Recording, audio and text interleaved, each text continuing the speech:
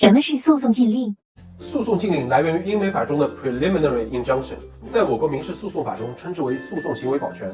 在2015年以前，诉讼禁令在我国非常罕见，原因就是诉讼禁令实际上是一种先行裁判的制度，在案件伊始，法院就先行裁定被告停止被控侵权行为。这在当时的知识产权司法环境下，无疑是过于具有挑战性。而在2015年以后，诉讼禁令的案例渐渐增多。比较引人注目的禁令有2016年北京知识产权法院对灿星公司下达的禁令，裁定其立即停止使用《中国好声音》节目名称，而申请人唐德公司为此提供了1.3亿元的保证金。由此可见，禁令是一柄锋利的双刃剑。法院在颁布禁令之时，往往慎之又慎。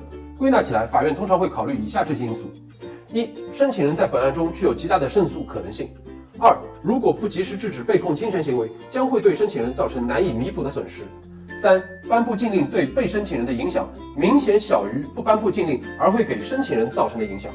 除此之外，还有一系列其他的辅助因素。总之，禁令是法院在对各方利益取舍之后的产物。那华晨有没有申请到过禁令呢？在2017年，我代理了乔治阿玛尼公司的一项诉讼维权中，深圳市中级人民法院根据我们的申请发布了禁令，在案件一开始就制止了被告的所有侵权行为。所以说，我们做知识产权是专业的。